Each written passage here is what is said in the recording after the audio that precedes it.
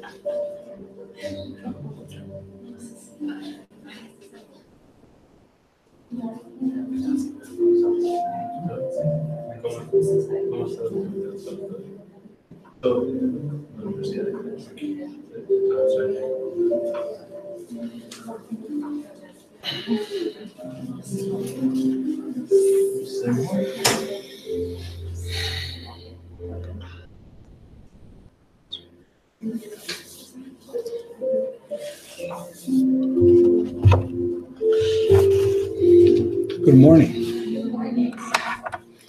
You're all welcome to our meeting today. To start the meeting, I will read a small text from the book called Living Spring, Fonte Viva, by Francisco Cândido Xavier. The title is Sowers, Semeadores.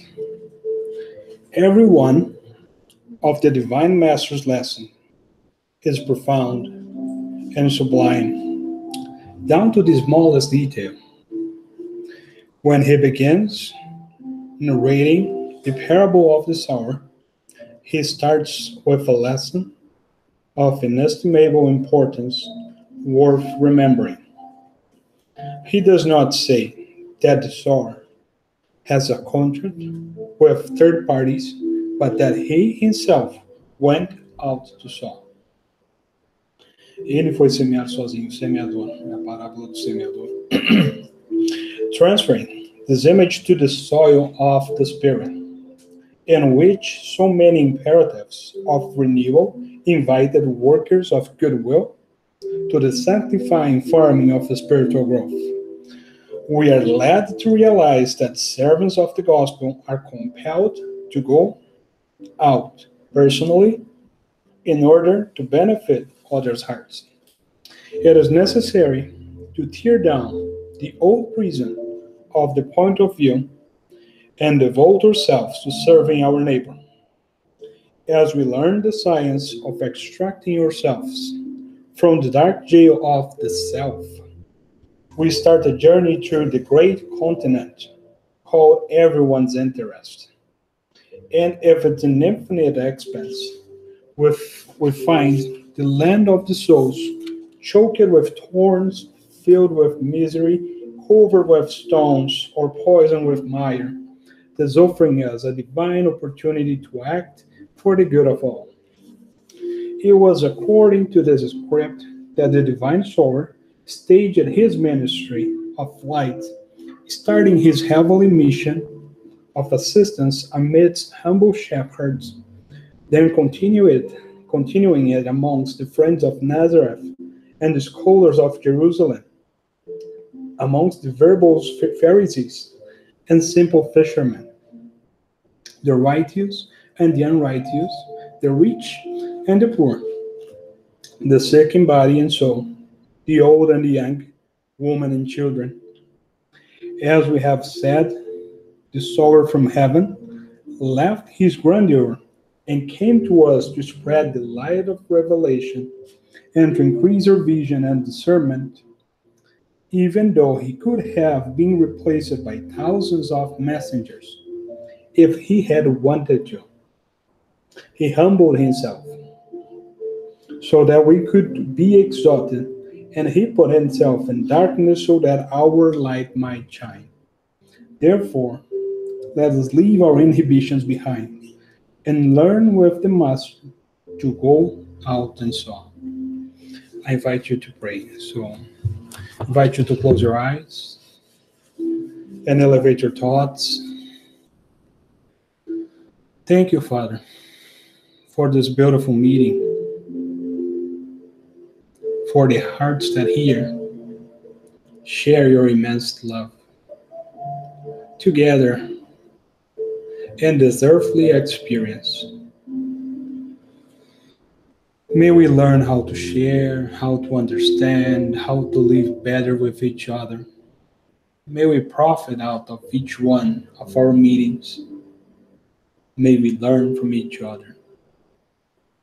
May we accept humbly the missions we have, the challenges in our paths, and may we learn to say thank you for everything. Amen. Turn off the music so we can get started.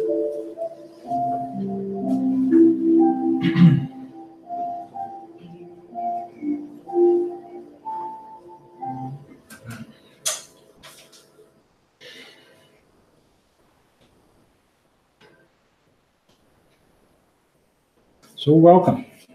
Today we're going to talk about the Sermon on the Mount, one of the most popular passages of the Bible and of Jesus Christ's life. And he talks about the beatitudes, as bem-aventuranças. Yes. So the question that we start in this talk is how do I understand the beatitudes in my life? Basically, how do we understand the invitation Jesus gave to us with the beatitudes? So to start, oops, let me connect just a second. So to start, I have a few questions. You don't need to answer the questions, but it's important for each one of us to think about the questions. So by the end of the talk, we know, or we can reflect within ourselves.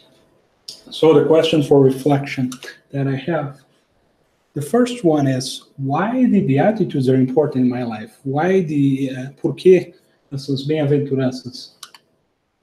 Can I apply them in my own life?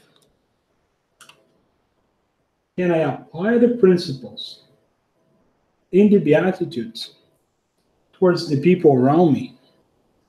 That's another very important question.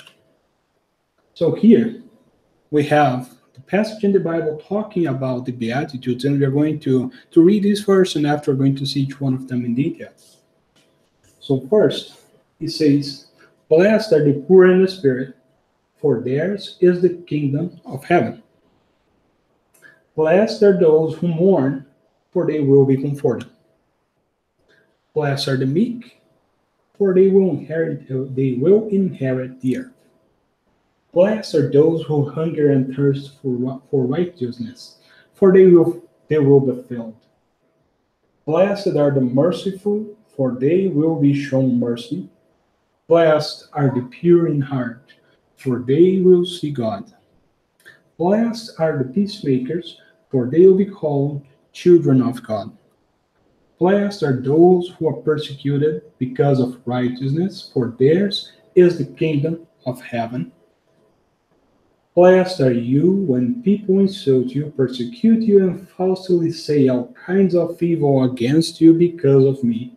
And rejoice and be glad, because great is your reward in heaven. For in the same way they persecuted the prophets who were before you."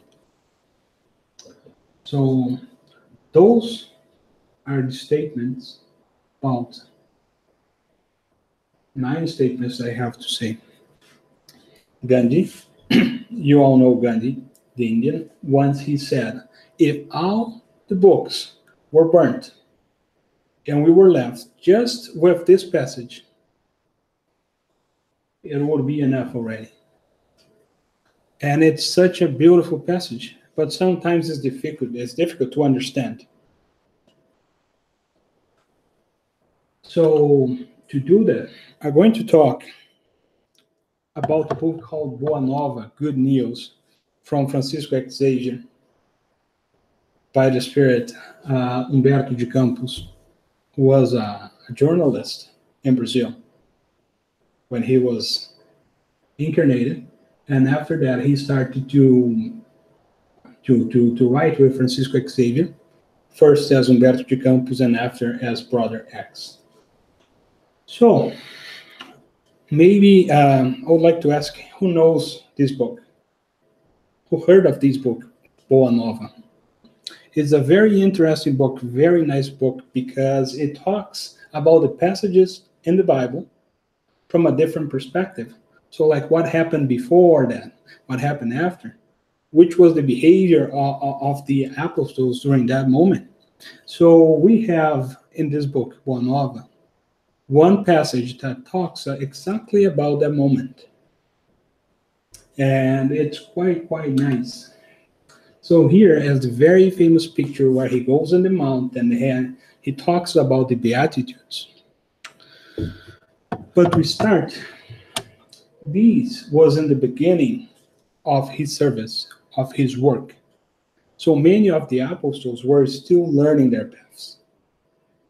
So by that moment, he was already helping so many people that the sick, the injured, the people with problems will be following him and try to find help. They would find and be around the house of the apostles like Peter and Philip and Levi. Levi was the apostle that had more earthly belongings. He was the most rich of the apostles. He was a tax charger, a tax. He would be a taxman. He would procure. He would receive the taxes. So he had more money than the other apostles. Why is that important? It's because he had a different perspective.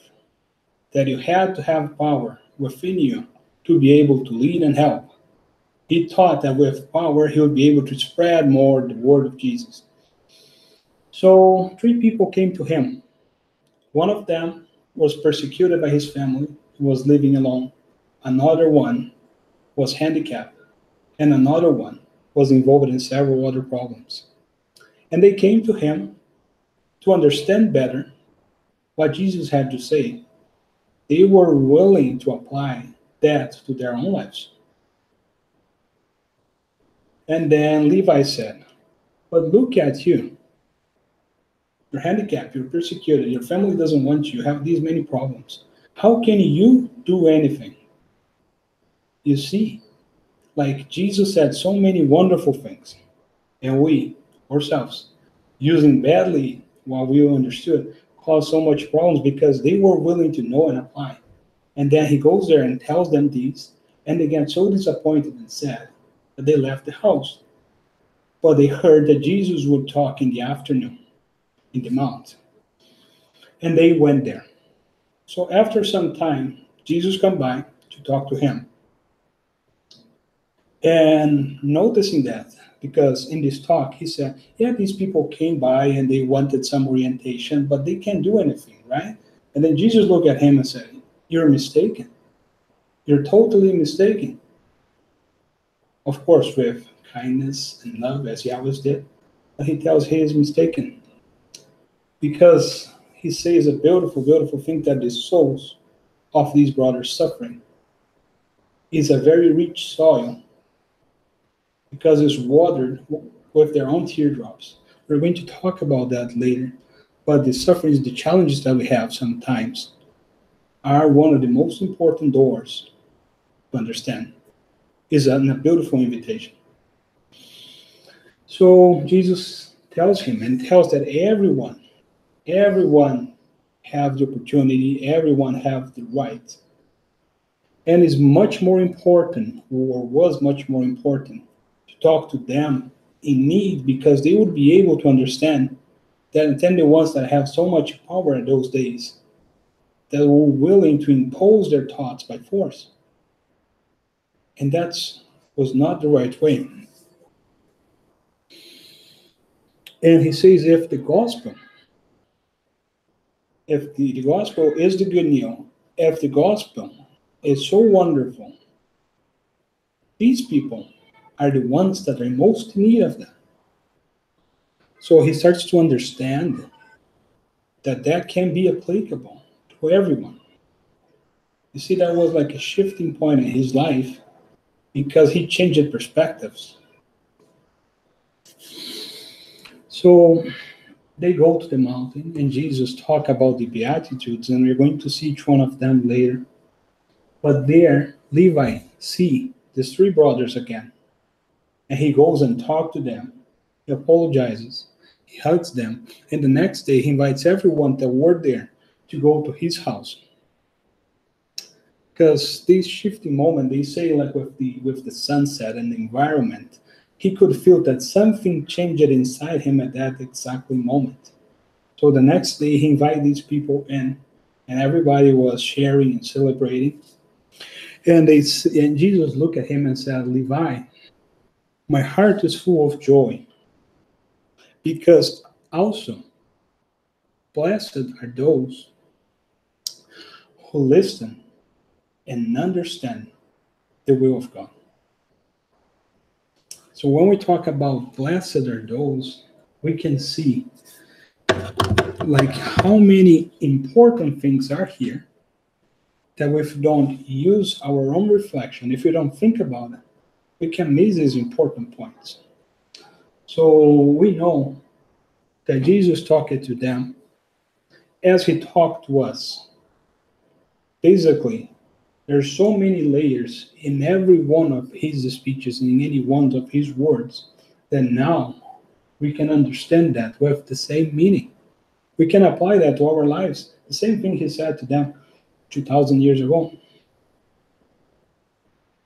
Isn't that beautiful? Isn't that powerful? So when he goes up that mount and starts to talk to people, he says, "Blessed are the poor in spirit, for theirs is the kingdom of heaven." Look at that. What does he mean by poor in spirit?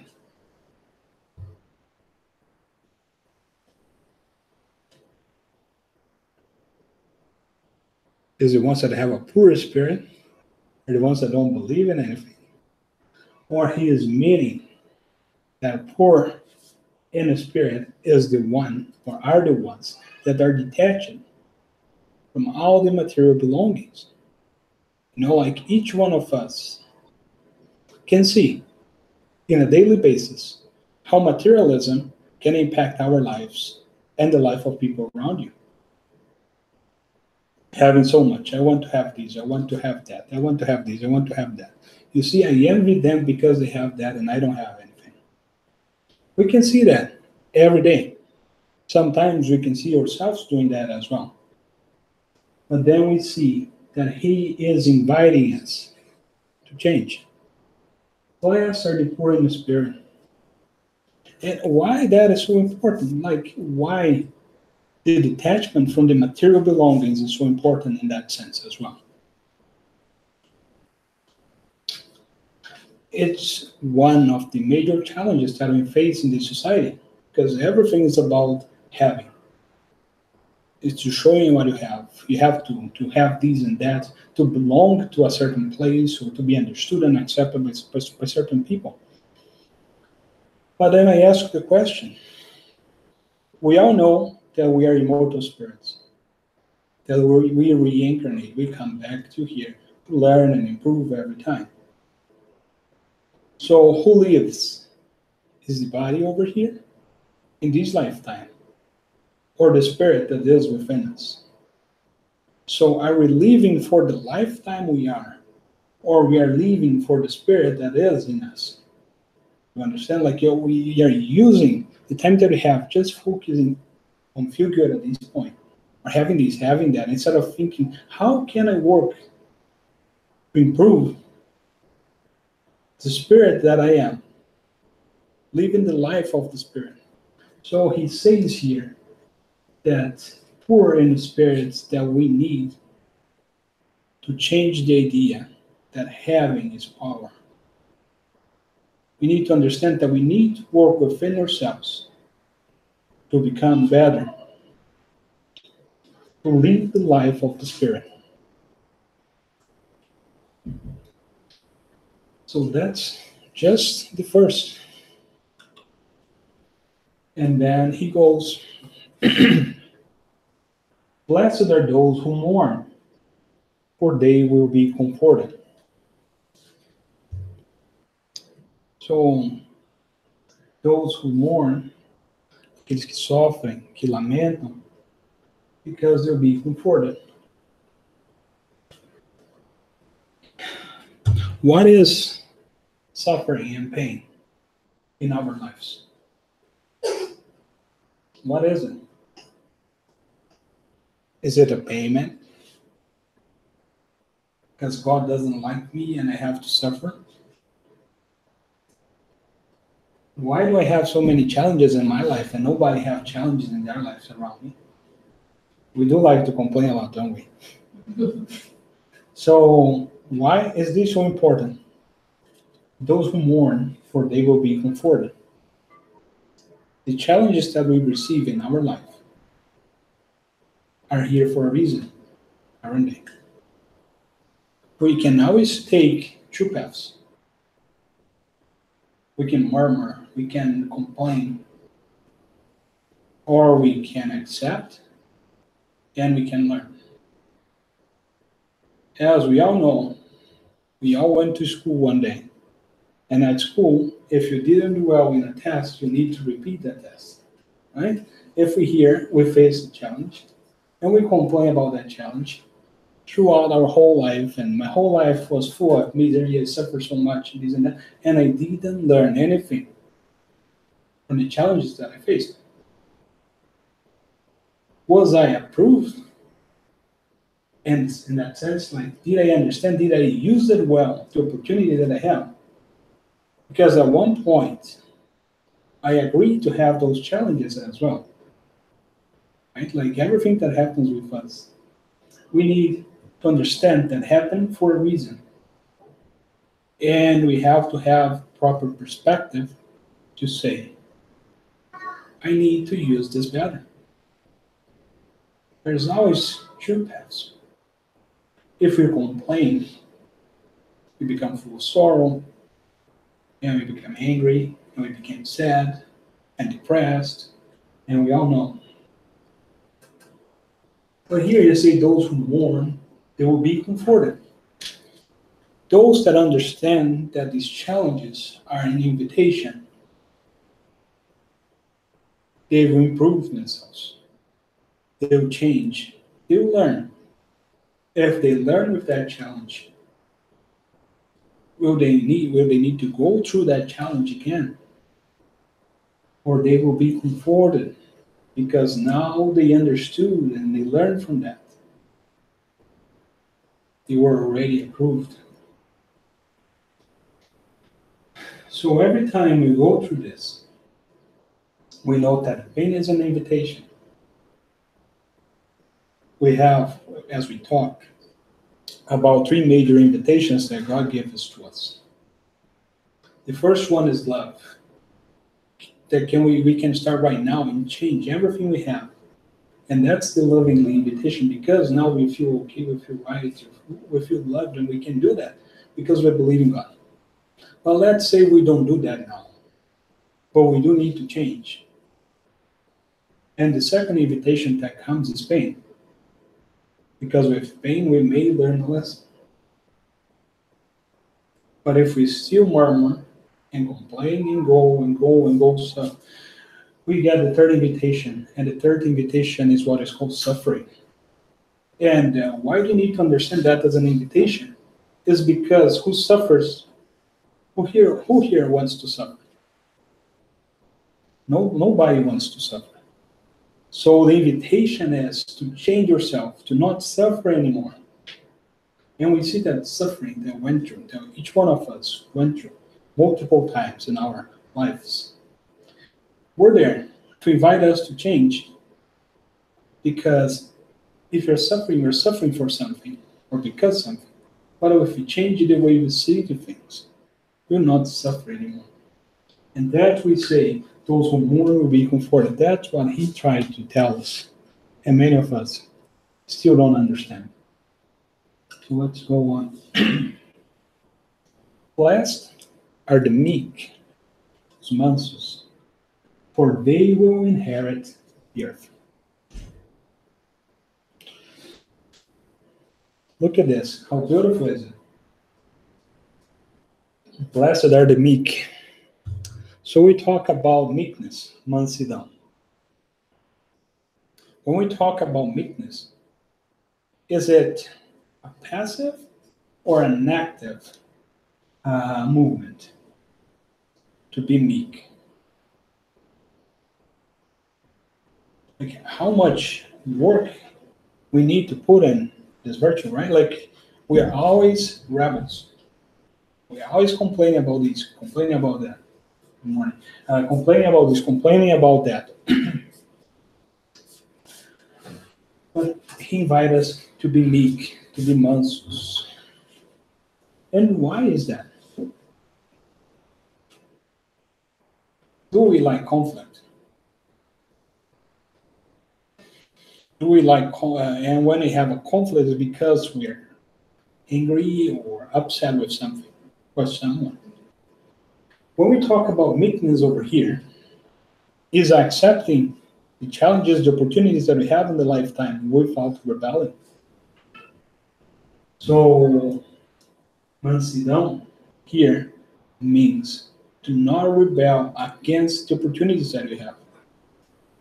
You know, like as you see the kids, they're rebelling because they don't want to take a shower. They're rebelling because they don't want to go to bed. They're rebelling because they don't want to eat. But we know that eating, taking showers, going to bed is important for them, is the right thing for them to do, just as a figure, right? Like in God, love each one of us, and He knows as well what is important for us. He desired to us to be with Him. So when we accept, we stop to rebel, we stop to fight against these opportunities that we have in the lifetime. When I accept those, we do become meek, and that's a very active movement. And he says, for they will inherit the earth. So what is the earth nowadays? How can we see that? Is it a peaceful place? Not yet. It is a very challenging place to live. And we may understand, and that's a very big lesson of humility that we may take sometimes, is that we are here for some reason. We're not here in a mission to change anything, right?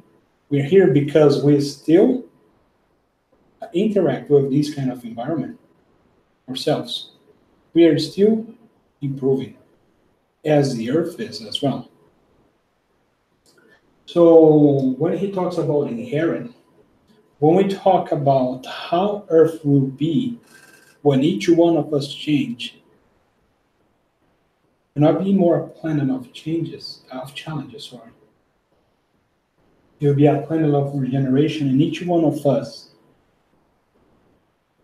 will be better, and the life will be better as well. We will be peaceful, as he talks about the meekness over here. We change ourselves in that way. We accept better the challenges, the opportunities that we have. So we don't rebel against these, we don't rebel against them. We have a better and more developed planet to live in the future as well. That's what he talks over here. So let's move on. Blessed are those who hunger and thirst for righteousness, for they will be filled. So this is another important passage because we want them to pay, and we want them to pay right now. Many times we want to have the man's justice over the divine justice. And we don't understand that here the righteousness will be always accomplished because we know that God is fair in all the aspects, right? We know that God is just. And we know that the divine justice is perfect. And perfect is an important term. If these will not be accomplished, or some will be answered, some not, that will not be perfect, right?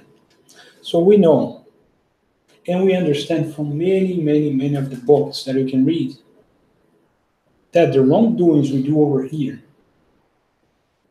may not be answered by the justice of man, but will be faced by the justice of God. So when he says this, it tells that the divine justice is perfect, which is the invitation here. The invitation here is to understand that because we suffer so much trying to get the justice right now and right here. Because they did this to me, they did that to me, because they did that to my family, and I want justice to be done right now. We need to understand that we are not the judges of anything. The invitation is to put our lives in God's hands, being active, not giving up, but being active, but understanding that we are not the judges of these causes. And they will be filled. This one. Blessed are the merciful, for they will be shown mercy. The merciful. Why is that so important? To forgive? Is it easy? Do we do that easily? When they say I forgive, but I don't talk to them anymore. I forgive, but I don't want to see them again. That's not true forgiveness, is it? So he tells about mercifulness. When we give mercifulness, we receive it back. As we say, you do good, and you'll be shown good as well. You're going to receive it back. But most important is when we start to be merciful towards ourselves, because that's one of the major important movements that we need to do, is to work first in yourself, in ourselves. Can I give something that I don't have?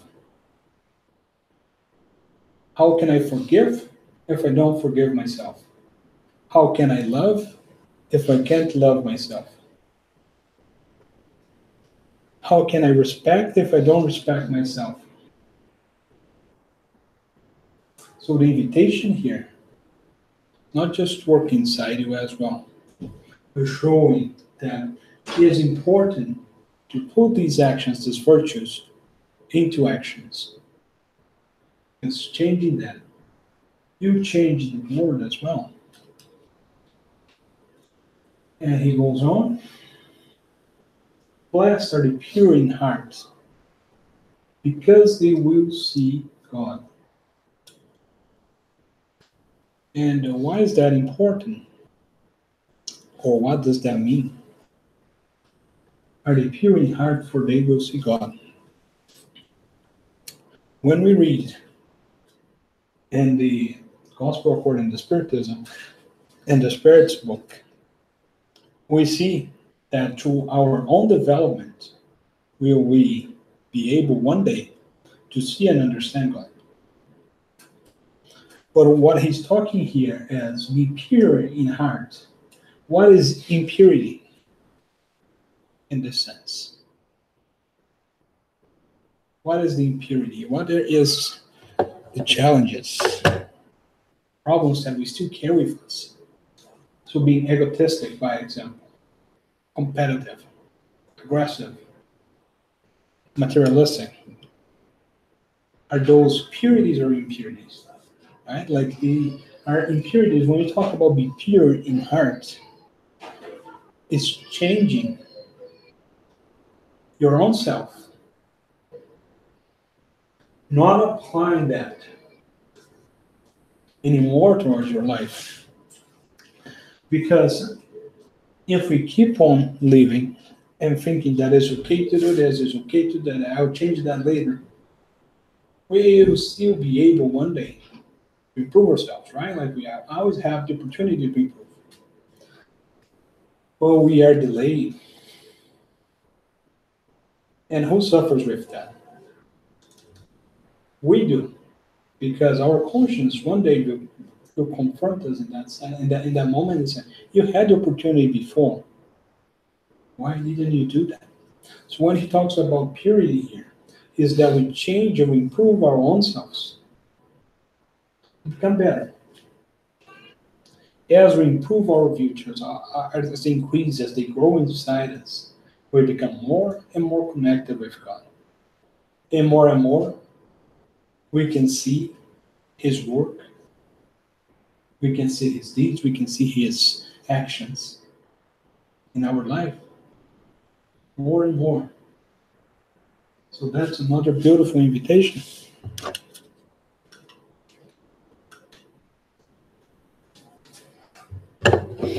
Blessed are the peacemakers, for they will be called children of God. Pacificadores. And we go back again to challenges, right? Like to conflicts. We go back to conflicts. Where are these conflicts? Are these conflicts outside or inside us? Both. Both. When he talks about these and he invites us to become peacemakers, he's inviting us to acquire peace of mind, paz de consciência. And when does that happen? We all know that our conscience is an important alarm in our lives, pointing when we're doing something wrong, or when we're going to the wrong path. The conscience starts to alarm, saying, I believe that's not right. I need to change that. We can choose not to look at that. We can choose not to understand, to pretend not to see. But how long does it last? Right? So when he talks about these, and we all know that our future is to become more peaceful, to become kind, to develop all the virtues of God within ourselves. And as we develop, we move on to better and better planets, better and better environments, better and better communities. Peacemakers will be called children of God.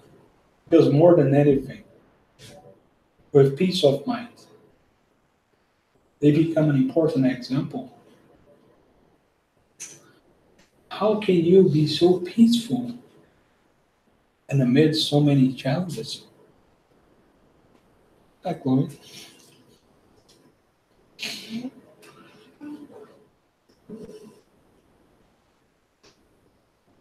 Let's go.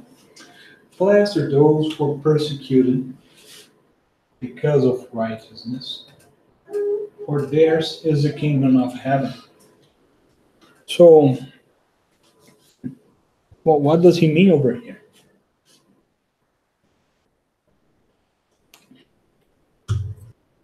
Were persecuted because of righteousness. So, what does it mean? They were doing the right thing, and they were being persecuted by them. When we go back to books like 2,000 years ago, 50 years later, 50 years later, Paul and Stephen, after Christ, renunciation, we see each one of those characters in the book being persecuted because they were doing the right thing. In those books, we see many Christians that were talking about Jesus' words in the catacombs in Rome, and they would be killed in the Colosseum. They were being persecuted for doing the righteousness. That's very characterized there. But in our lives, how does that happen? You see something wrong, and you say, you know what? I'm not going to do anything because I don't want to fight, I don't want to have conflicts, or I don't want to impose my point of view in these people. But you're working, let's say, and you have to stand up to what you think is right. Right? Like, it's because so many people do, I will do that again. I will do that as well. Or because everybody does that, I will do that too. Is it right? Even though they may think that you're crazy, or that you're mad, or that you're very strict with your beliefs, does it matter what other people think? Like, that's another one of the biggest challenges that we face. We care so much about what the other people have to say about us. And we even change the way we act and behave and believe to fulfill their expectations. Because we don't choose to be right to our own conscience. So when he says, blessed are those who are persecuted because of righteousness, for there is the kingdom of heaven, he says, invite us to be right and to follow our conscience in the right way, you know? Yes, yes, no, no. There's no half yes, there's no half no. I do believe in this, yes. Do believe in that? No. Yes, yes, no, no. Should I change what I do, what I believe to fulfill someone's expectations? You know, and that's what he invites us as well, to follow the right thing. You remember those guys, those beautiful characters in the books that leave it. And the Roman Empire will be after them. And they'll be singing and entering the Coliseum because they knew what they believed in and they are not willing to hide or to pretend that they didn't believe in that. You know, more than anything, that sets an example for us because the lions and the tigers are the challenges that we have nowadays as well. But how do we face them?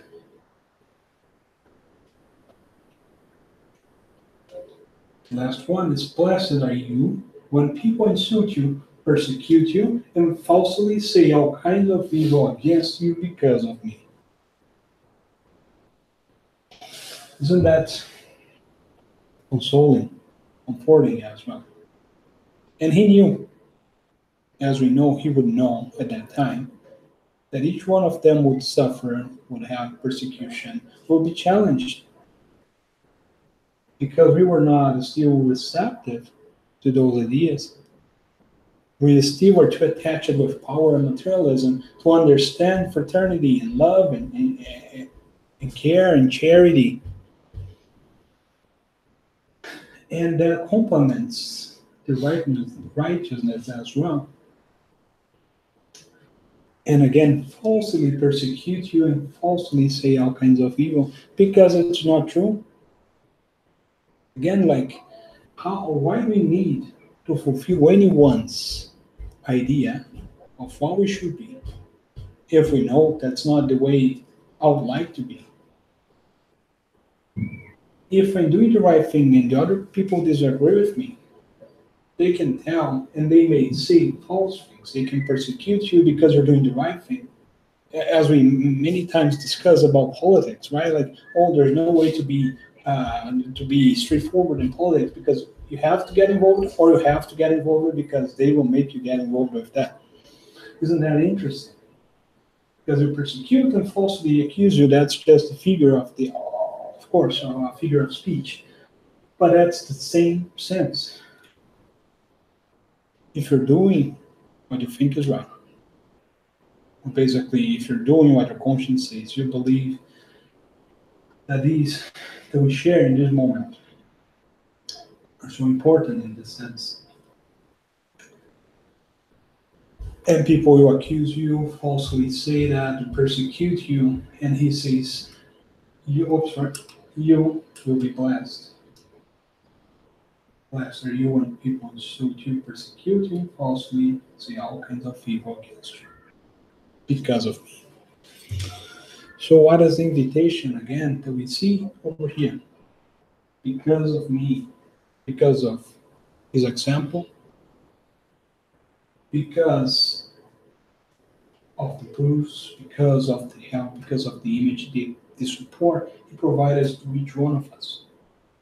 And we can see that nowadays, have a religion is seen as negative by many people as well, isn't it?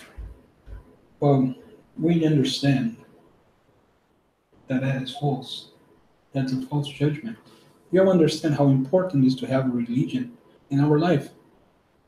In many of our lives, religion is the most important, most strong pillar in each one of our lives.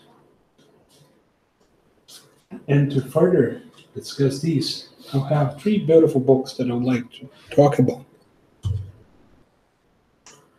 First of one is A Sublime Oração, de Francisco de Assis, The Sublime Prayer of Francis of Assisi, O Legado de Paulo de Tarso, the legacy of Paul of Tarsus, and Paulo Estevam, Paul and Stephen. These two books are from Projeto Espiritizar from Brazil, and they are wonderful books. Here, when we talk about the prayer of Francis of Assisi, it talks about modification, right? Where is conflict that bring peace? Where shadows that bring light? What does that mean? Like that we should act and do those things outside, or is an invitation to change that inside of us first? Where's darkness within me? I need to bring light. Where's conflict within me? I need to bring peace. And why is that attached to these beatitudes as well? Because there Jesus is inviting us to change. He's inviting us to follow, inviting us to understand. And when we do understand, when we do follow, we start to change inside. We still can't see everything, right? Like we don't see all the problems we may have. We still have made masks over for different perspectives, for different sides of for different sides of the society. We use masks here, and we are not truly ourselves every time. So when we start to reflect about these and start to change inside, we'll have more and more strength to change the other aspects. So many times we may say, it's so difficult to change. Or you say, if I change it not myself anymore. But then you see that the self you are at that moment are bringing so much challenges and sorrows to your own life. That changing is very important to become happy. And they say it's very, very difficult. It's quite interesting. One of the things they say in the book is that you should just try to start to change the easier things first. Because you understand that you are able to change. And with that, you have more strength and more willingness to work in the most difficult things. And each one of us may have a more important point to be working. Mine is one, yours is different. Well, we know we can investigate within our conscience, within our behavior, which are the aspects that we need to change more and more. So this is a beautiful invitation. And when we talk about Francis of Assisi, we see how beautiful of an example he was. He gave up on everything to follow the word of Jesus and to help so many people.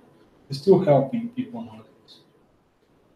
Another very important book is The Legacy of Paul of Tarsus, and also is attached with Paul and Stephen. Do you know Paul of Tarsus? Have you heard about him before? Paul of Tarsus was a Roman who persecuted the apostles of Jesus. He had goodwill, but it was misused. Right? He was using the goodwill of boa vontade in a different way. He was using that to persecute because he was following what he thought was right at that point. But then, in the road of Damascus, he sees Jesus for the first time. And then, after many important events, he starts to believe in Jesus. And they talk that when he sees Jesus for the first time, is the moment that he started to believe. But when he was talking to himself, later on, it said when he became converted, and we know how many atrocities and crimes he did as Saul of Tarsus, and how many good deeds he did as Paul. And we think we can change, and we think it's too challenging. But when we observe these beautiful examples, we can see how powerful they are. Some, as they say, if Paul was able to change after all he had did, it was far worse than many of us would do. And he was able to understand that what we did in the past was a mistake and needed forgiveness. And he forgave himself because he faced himself as an apprentice, as we all should, as Jesus invited us to become his apprentices. We may understand that after a mistake, after something that didn't went well, we may understand that there's multiple perspectives again.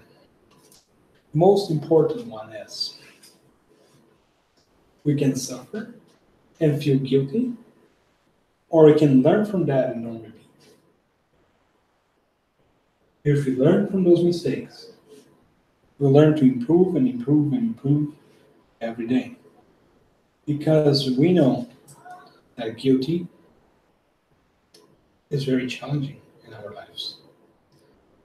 Guilty, as they say, can become a prison sometimes because you're not allowed you to move forward. But forgiveness and understanding will go a long ways.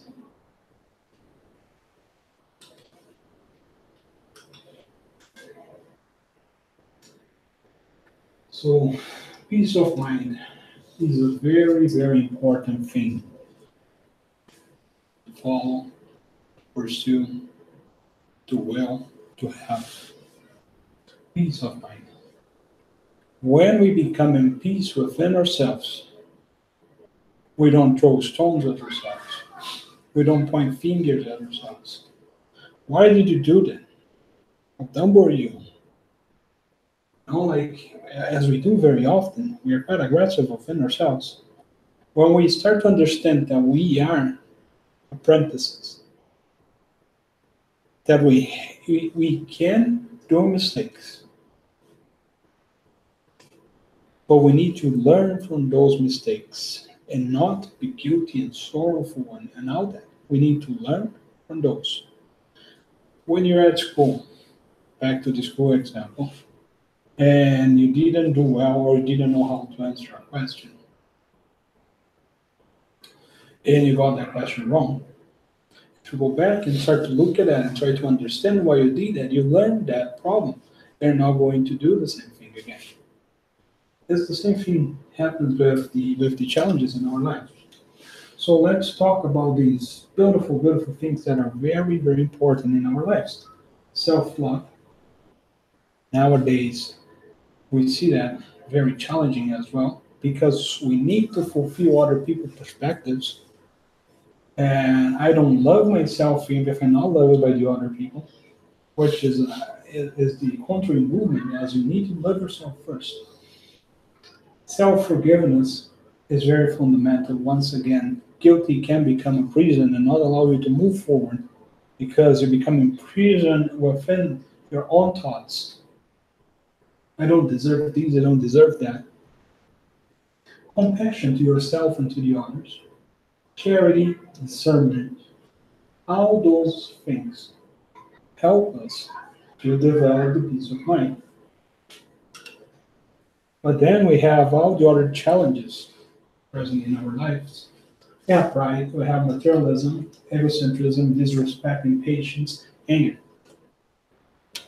Those are just small examples. But when I choose to live the life of the man and not the life of the spirit, I start to have pride and say at this lifetime I'm more important than many other people. I'm first, the other people come after me. Materialism, egocentrism, disrespect, we see that every day. And it becomes bigger and we start to get this big and big in our lives. So the invitation, when Jesus talked about the beatitudes as well, about the invitations to change, to become meek, to become peacemakers, to forgive, to follow his ideas. When we feed these negative aspects, they become more and more important in our lives, and we know that should be the way. And sometimes they may fade all these beautiful things that are still within us, self-forgiveness, self-love, because we are so overcome with these materialism, egocentrism, impatience, disrespect, anger, and pride, that we kind of become blind of what we had before. So, more than anything, we learn from Jesus' words how important it is to understand ourselves as apprentices. And we know that all the virtues that God have, we have within us. When Jesus came, and he was the most developed spirit that ever habitated this planet, and he was so rich in all his virtues and so connected to God, we understand that we do have all those virtues as well. But sometimes they're not even here. We just have the seeds. We all have the seeds of all these virtues inside of us. But requires our own work in each one of those virtues to make them grow and grow beautiful. So when we go back in our reflections to the Sermon on the Mount, and we imagine Jesus talking to us, talking about the beatitudes, how can I apply those in my life? How can I understand that? What was the meaning of those words to me? Because many times we may see, oh, I can see how he or she can use that, but I don't see how can I use that. And I invite you as well to go back to that passage, to read that again, and see how you can apply that to your life. Reflect upon it. You know, reflection is fundamental in our understanding. As there's this beautiful passage in the Gospel according to the Spiritism that believe, but understand why you believe. The blind faith doesn't support you. So believe, and those are the phrases, those are the passages that we had to talk about. I hope you had enjoyed this moment of reflection as well.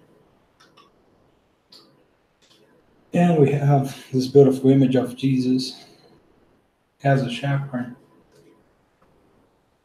of each one of us. We wait for him as he waits for us. So, could you see if the kids are ready with what they were doing, if they need more time? So, any questions?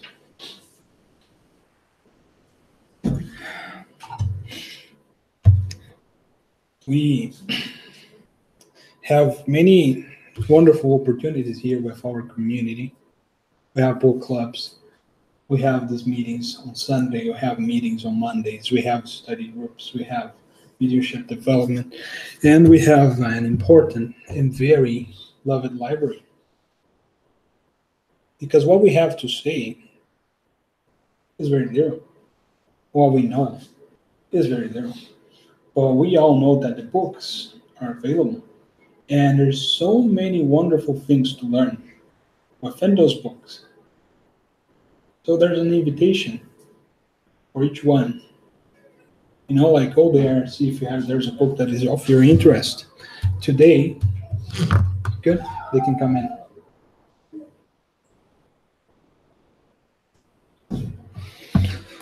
Today I used the book Living Spring, Fonte Viva.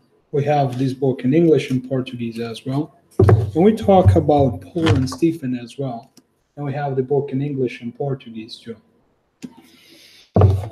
And that's one of the important things is that we try to have several books in Portuguese and English because we understand the differences that we have in our society. Some have like a partner that speaks English, not Portuguese, or speaks Spanish and in English and not Portuguese as well.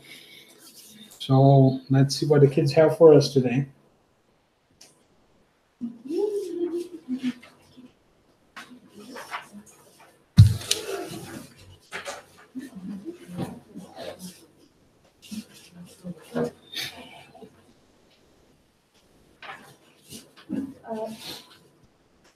Can somebody please take it for us? Record. Filmar.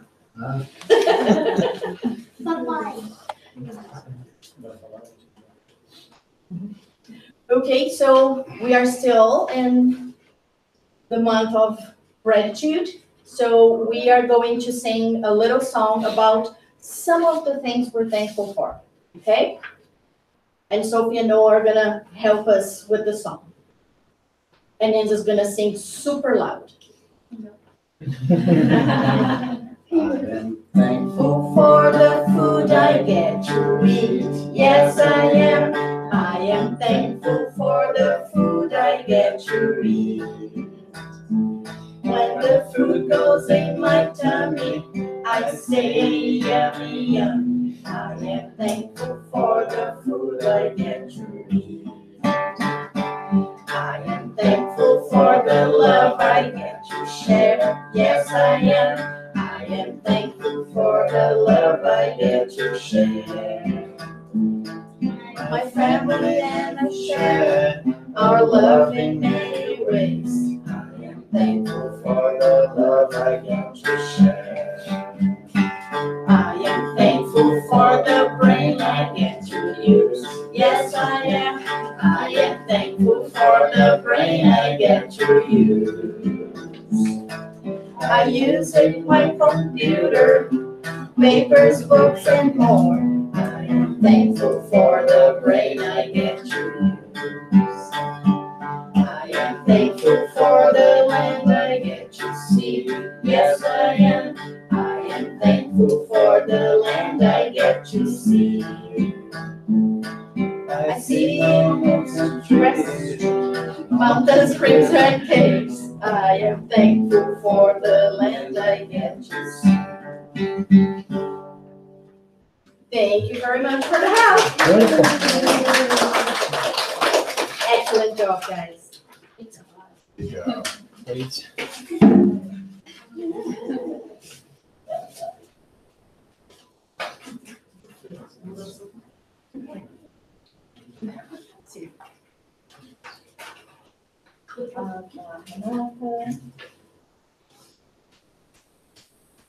So we will do all the final prayer before you move to the passage.